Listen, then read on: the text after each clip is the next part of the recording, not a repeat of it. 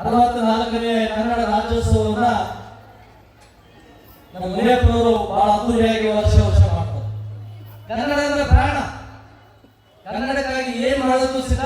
ಅದರಲ್ಲಿ ನನ್ನ ಹಿರಿಯ ಅಣ್ಣ ಸಾರಾ ಗೋವಿಂದವರ ಜೊತೆಲಿ ಭುಜಕ್ಕೆ ಭುಜ ಕೊಟ್ಟು ಆಂಜನೇಯನ ರೀತಿಯಲ್ಲಿ, ಹನುಮನ ರೀತಿಯಲ್ಲಿ ಹಗಲು ರಾತ್ರಿ ಅವರ ಜೊತೆ ಇರ್ತಾರೆ. ಅದಕ್ಕಿಂತ ಮುಂಚೆ ರಾಜ್ಕುಮಾರ್ ಅವರು ಜೀವನವಾಗಿದ್ದಾಗ ರಾಜ್ಕುಮಾರ್ ಅಂದ್ರೆ ಅತ್ಯಂತ ಪ್ರಾಣ. ನಾನು ಯಾಕೆ ಮಾತು ಹೇಳ್ಬೇಕು, ಬಹಳ ಸಮಯನೂ ತಗೊಳ್ಳೋದಿಲ್ಲ. ಆದ್ರೆ ಒಂದು ವಿಷಯ ನಮಗೆ ನೋವಾಗ್ತದೆ, ಒಬ್ಬ ಕನ್ನಡದ ಕಟ್ಟಾಳು ಈ ಒಂದು ಚಿಕ್ಕಪೇಟೆ ಸ್ಥಳದಲ್ಲಿ ಅದ್ದೂರಿಯಾಗಿ ವರ್ಷ ಕಾರ್ಯಕ್ರಮ ಮಾಡ್ತಕ್ಕಂಥದ್ದು, ಜೊತೆಗೆ ವಿಶೇಷವಾಗಿ ಯಾವುದೇ ಹೋರಾಟ ಇರಲಿ ಮುಂಚೂಣಿಯಲ್ಲಿ ಇರ್ತಾರೆ. ಇವತ್ತು ನಮ್ಮ ಹಿರಿಯ ಅಣ್ಣ ಸಾರಾ ಗೋವಿಂದಣ್ಣವರು ಸಹ ಅವರು ಜೀವನವೇ ಮುಳುವಾಗಿದ್ದಾರೆ. ರಾಜ್ಕುಮಾರ್ ಅವರ ಜೊತೆಯಲ್ಲಿ ಆದಿಯಲ್ಲಿ ಒಂದು ಫೋಟೋ ನೋಡ್ತಾ ಇದ್ದಾರೆ. 1980ರ ಫೋಟೋ, ಅವರ ಚಿಕ್ಕ ವಯಸ್ಸಿನ ಫೋಟೋ.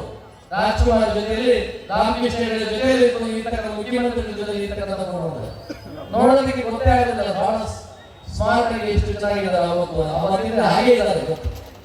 ಆದ್ರೆ ಒಂದು ವಿಚಾರ ನಾವು ಮಾತನ್ನು ಎರಡು ವಿಷಯ ಮಾತಾಡಬೇಕಾಗ್ತದೆ. ಒಂದು ವಿಷಯ, ಕನ್ನಡವನ್ನ ನಮ್ಮ ರಾಜ್ಯದಲ್ಲಿ ತಾಯಿಗೆ ಸಮ.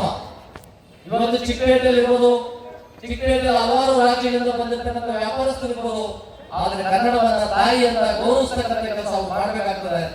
ಕನ್ನಡವನ್ನ ತಾಯಿಯಾಗಿ ಗೌರವಿಸಬೇಕಾದ್ರೆ ಅದ್ರ ಜೊತೆಲೆ ಎಲ್ಲಾ ಭಾಷೆಗಳನ್ನ ನಾವು ಚಿಕ್ಕಮ್ಮ, ದೊಡ್ಡಮ್ಮ, ಅತ್ತೆ, ದೊಡ್ಡತ್ತೆ, ಚಿಕ್ಕತ್ತೆ ಅಂತ ನಾವು ಕರೆಯಬೇಕಾಗ್ತದೆ. ಕಾರಣ ಇಷ್ಟೇ, ನಮ್ಮ ತಾಯಿ ಜೊತೆಯಲ್ಲಿ ಇರ್ತಕ್ಕಂಥ ಚಿಕ್ಕಮ್ಮ, ದೊಡ್ಡಮ್ಮ ಅಂತಂದ್ರೆ ಅರ್ಥ ಹಿಂದಿ, ಮಲಯಾಳಿ, ತಮಿಳು, ತೆಲುಗು ಎಲ್ಲಾ ಭಾಷೆಗಳು ನಮಗೆ ಚಿಕ್ಕಮ್ಮ, ದೊಡ್ಡಮ್ಮ ಇದ್ದಾಗೆ ಅವರನ್ನು ನಾವು ಪ್ರೀತಿಯಿಂದ ನೋಡಲೇಬೇಕಾಗುತ್ತೆ.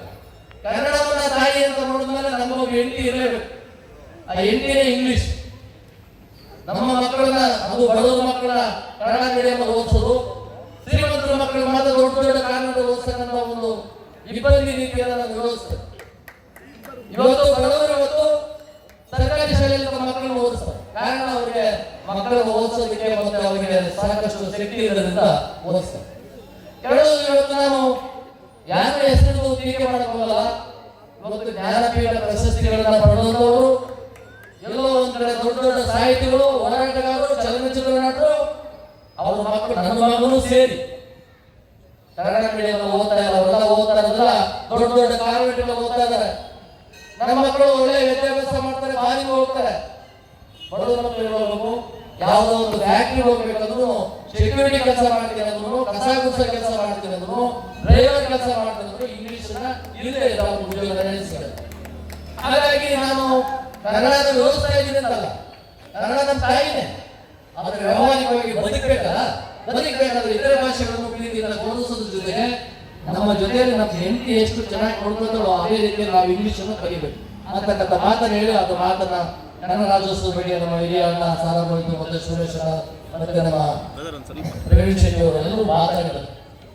ಇನ್ನೊಂದು ವಿಷಯ ನೋವಿನ ಸಂಗತಿ, ಇಲ್ಲಿ ಬಂದಿರ್ತಕ್ಕಂಥವರೆಲ್ಲ ಸಾಮಾನ್ಯ ಬಡತನದ ನೋವನ್ನು ಅನುಭವಿಸಿರ್ತಕ್ಕಂಥವ್ರು. ಇವತ್ತು ದೇಶದಲ್ಲಿ ಒಂದು ಕಾನೂನು ಬಂದಿದೆ, ಬಡವರಿಗೆ ಮೀಸಲಾತಿಯನ್ನು ಕೊಟ್ಟಿದ್ದಾರೆ ಅಂತಕ್ಕಂಥವ್ರು, ಬಡವರಿಗೆ, ಶೆಡ್ಯೂಲ್ ಕಾಸ್ಟ್ ಅವರಿಗೆ, ದಲಿತರಿಗೆ ಏನಪ್ಪ ಎಲ್ಲಾ ಸೌಲಭ್ಯಗಳು ಸಿಕ್ಕಿದೆ ಅಂತಕ್ಕಂಥ ಮಾತಾಡ್ತಾರೆ. ಇವತ್ತು ನನಗೆ ಬಹಳ ನೋವಾಗ್ತಕ್ಕಂಥದ್ದಂದ್ರೆ, ನಾನು ಕನ್ಯಾಕುಮಾರಿ ಕಾಶ್ಮೀರದಲ್ಲಿ ಹೋರಾಟ ಮಾಡ್ಕೊಳ್ತೇನೆ.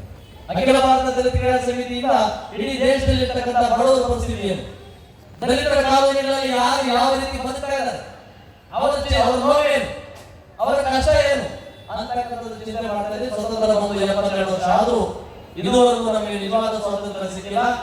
ಬಾಬಾ ಸಾಹೇಬ್ ಅಂಬೇಡ್ಕರ್ ಅವರು ಕೊಟ್ಟಂತ ಮೀಸಲಾತಿ ಕೆಲ ಜನಕ್ಕೆ ಹೋಗಿ ಇವತ್ತು ಯಾರು ನಮ್ಮಲ್ಲಿ ಇರ್ತಕ್ಕಂಥ IAS, IPS, IRS, IPS, ಡಾಕ್ಟರ್ಗಳು, MLAಗಳು, MP ಗಳು ರಾಜಕೀಯದಲ್ಲಿ ಸಾಕಷ್ಟು ಶಕ್ತಿ ತಗೊಂಡಿರ್ತಕ್ಕಂಥವ್ರು ಮೀಸಲಾತಿ ಮತ್ತು ಸರ್ಕಾರಿ ಸೌಲಭ್ಯಗಳನ್ನು ತಿಂತಾ ಇದ್ದಾರೆ. ಬಡವರಿಗೆ ಯಾವಾಗ ಹೋಗ್ಬೇಕು? ಅಂಬೇಡ್ಕರ್ ವಿಷ ಕುಡಿದು ನಮಗೆ ಅಮೃತ ಕೊಟ್ಟು, ಈ ಅಮೃತ ಯಾರು ಕುಡಿದಾರೆ? ನಮ್ಮಲ್ಲಿ ಇರ್ತಕ್ಕಂಥ ದೊಡ್ಡ ವ್ಯಕ್ತಿಗಳು, ದೊಡ್ಡ ರಾಜಕಾರಣಿಗಳು, ದೊಡ್ಡ ಅಧಿಕಾರಿಗಳು, ಹಣವಂತರೇ ಇದನ್ನು ತಿಂತಾ ಇದ್ದಾರೆ. ಈ ಹಣವಂತರ ತಿನ್ನೋದನ್ನ ನಾನು ವಿರೋಧ ಮಾಡ್ತೇನೆ ಅಂತಲ್ಲ, ಆ ಹಣವಂತ ತಿನ್ನಂತ ಸ್ಥಳದಲ್ಲಿ ನನ್ನ ಬಡ ಜನ ಬರಬೇಕು, ದಲಿತರು ಬರಬೇಕು, ಹೊಟ್ಟೆಗೆ ಇಟ್ಟಿರ್ತಕ್ಕಂಥವ್ರು, ಚೆಲ್ಲುವಂತವ್ರು, ಜಿತ ಮಾಡ್ತಕ್ಕಂಥವ್ರು, ಬೆಳಗ್ಗೆ ಎದ್ದು ಕಸ ಗುಡಿಸಲ್ಲ ಬೀದಿನಲ್ಲಿ, ಆ ಕಸ ಗುಡಿಸ್ತಕ್ಕಂಥ ಜನ ಬೆಳಗ್ಗೆ ನೋಡ್ತೀವಿ ನಾವು, ಅವು ಕಸ ಗುಡಿಸಿದ್ರೆ ನಾವು ವಾಕಿಂಗ್ ಮಾಡ್ತಾ ಇರ್ತೀವಿ, ಅಲ್ಲಿ ಕಸ ಗುಡಿಸಿದಾಗ ಹೆಣ್ಮಗಳು ಅಂತಂದ್ರೆ ಆ ಧೂಳು ಹೇಳ್ತಾ ಇರ್ತದೆ, ಧೂಳನ್ನ ಬಗ್ಗಿ ಆ ಧೂಳನ್ನ ಕುಡಿತಾ ಇರ್ತದೆ, ಮತ್ತೆ ಆರೋಗ್ಯ ಕೇಳ್ತದೆ, ಎಲ್ಲ ಒಂದ್ ಕಡೆ ನೋವುಗಳನ್ನ ಅನುಭವಿಸ್ಕೊಂಡು ಮಾಡ್ತಾ ಇರ್ತಾರೆ. ನಾವೇನ್ ಮಾಡ್ತೀವಿ, ಆ ರಸ್ತೆಯಲ್ಲಿ ಹೋಗಲ್ಲ, ನಾವು ಧೂಳೆಲ್ಲ ಮೂಗಿಗೆ ಬಿದ್ದು ನಮ್ಮ ಆರೋಗ್ಯ ಕೆಡುತ್ತೆ ಅಂತೇಳಿ ನನ್ನಂತ ವಾಕಿಂಗ್ ಮಾಡೋಂಥ ಬಹಳ ಜನ ಆ ಕಸ ಗುಡಿಸೋ ಜಾಗದಿಂದ ತುಂಬಾ ದೂರಕ್ಕೆ ಹೋಗಿ ವಾಕಿಂಗ್ ಮಾಡ್ತಾರೆ. ಅವರು ವಾಕಿಂಗ್ ಮಾಡೋದನ್ನ ನಾನು ನೋಡ್ತಾ ಇದ್ದೀನಲ್ಲ, ಆ ಬಡವರಿಗೆ ಈ ಸೌಲಭ್ಯ ಸಿಕ್ಕಿದ್ರೆ ಆಯಾ ಕಸ ಗುಡಿಸಕ್ ಹೋಗ್ತಾರೆ. ಇವತ್ತು ದೇಶದಲ್ಲಿ ಇರ್ತಕ್ಕಂಥ ಅನಾಥ ಸ್ಥಿತಿಯಲ್ಲಿ ಇರ್ತಕ್ಕಂಥ ಬಹಳ ಸಂಖ್ಯೆಯಲ್ಲಿ ಬಡವರು ಇವತ್ತು ಬಡವರಾಗಿ ಉಳ್ಕೊಂಡಿದ್ದಾರೆ. ಅದಕ್ಕಾಗಿ ನಾನು ಇತ್ತೀಚೆಗೆ ಒಂದು ಕಾರ್ಯಕ್ರಮದಲ್ಲಿ ಒಂದು ವಿಷಯಗಳನ್ನ ಮಾತಾಡಿದೆ. ಅದಕ್ಕೆ ಕೆಲವು ತುಗಡೆಗೆ ಆಗುದು ಕೋಪ ಮಂಡುಕವಾದಿಗಳು ಚಿರಾರಾವು ಅವರು ಮೀಸಲಾತಿ ಬೇಡ ಅಂತಿದ್ದಾರೆ, ಅವ್ರನ್ನ ಕಲ್ಲೊಡಿರಿ, ಮುಂಡಿಕ್ಕಿ ಕೊಲ್ಲಿರಿ, ಅವ್ರನ್ನ ಗಡಿಪಾರ್ ಮಾಡಿ. ಸತ್ಯ ಮಾತಾಡ್ಬಾರ್ದ, ಬಡವರಿಗೆ ಅನುಕೂಲ ಆಗಂತ ವಿಷಯ ಮಾತಾಡಬಾರ್ದ. ಈ ಬಡವರ ಬಗ್ಗೆ ಯಾರು ಮಾತಾಡ ಬಂದಿದ್ದೀರಿ, ಏನೋ ಒಂದು ಕನ್ನಡದ ಅಭಿಮಾನದ ಮೇಲೆ ಬಂದಿದ್ದೀರಿ. ಯಾಕೆ ಚಿಕ್ಕಪೇಟೆಯಲ್ಲಿ ಇರ್ತಕ್ಕಂಥ ಮಾರವಾಡಿಗಳಾಗಿರ್ಬೋದು, ದೊಡ್ಡ ದೊಡ್ಡ ಇಂಡಸ್ಟ್ರಿಯಲಿಸ್ಟ್ ಇರ್ಬೋದು, ದೊಡ್ಡ ದೊಡ್ಡ ವ್ಯಾಪಾರಿಗಳು ಯಾಕೆ ಇಲ್ಲಿ ಬರಲಿಲ್ಲ? ನಿಮಗೆ ಕನ್ನಡದ ಬಗ್ಗೆ ಕಾಳಜಿ ಇದೆ, ಮುನಿಯಪ್ಪರು ಮಾಡ್ತಾ ಇರ್ತಕ್ಕಂಥ ಕಾರ್ಯಕ್ರಮ ನಾವು ನೋಡ್ಬೇಕು, ಪ್ರೋತ್ಸಾಹ ಕೊಡ್ಬೇಕು ಅನ್ನೋ ದೃಷ್ಟಿಯಲ್ಲಿ ಬಂದ್ರಿ. ಆಗಲೇ ಒಬ್ಬ ಚಲನಚಿತ್ರ ನಟರು ಬಂದ್ರು, ಅಭಿಮಾನಕ್ಕೆ ಅವ್ರ ಮೇಲೆ ಅತಿಯಾದ ಪ್ರೀತಿಯನ್ನು ತೋರಿಸಿದ್ರಿ. ನಿಮ್ಗೆ ಎಲ್ಲ ಪ್ರೀತಿ ನಿಮ್ಮದ್ರಿದೆ, ಯಾಕೆ ಅವ್ರಿಗಿಲ್ಲ?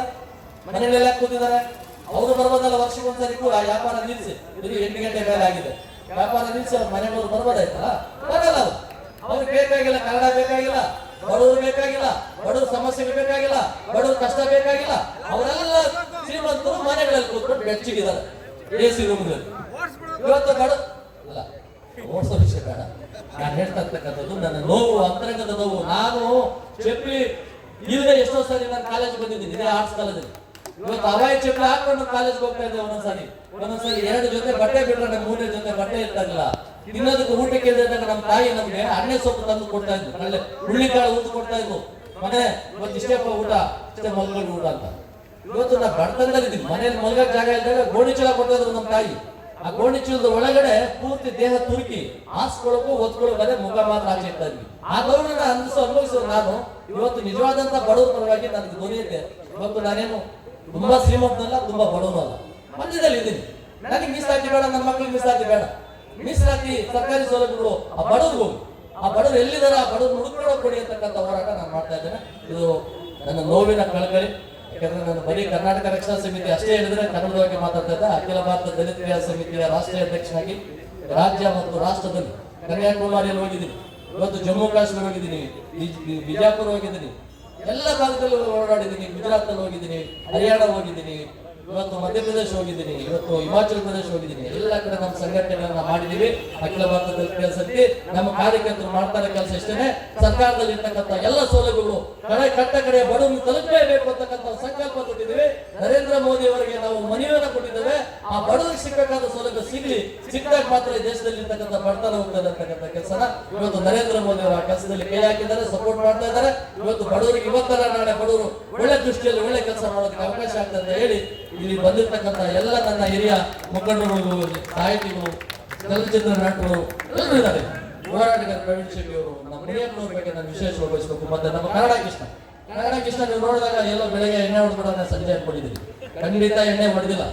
ಕಾವೇರಿ ನೀರು ಕುಡಿಬೇಕು ಅನ್ನೋ ದೃಷ್ಟಿಯಿಂದ ಈ ಬೆಂಗಳೂರಿನಲ್ಲಿ ಇರ್ತಕ್ಕಂಥವ್ರಿಗೆ ಬೆಂಗಳೂರಿಂದ ಧರ್ಮಸ್ಥಳಕ್ಕೆ ಉರುಳು ಸೇವೆ ಮಾಡಿದ್ದಾರೆ. ಉರುಳು ಸೇವೆ ಬೆಂಗಳೂರಿಂದ ಧರ್ಮಸ್ಥಳಕ್ಕೆ ಉರುಳು ಸೇವೆ ಯಾಕೆ ಮಾಡಿದ್ರು?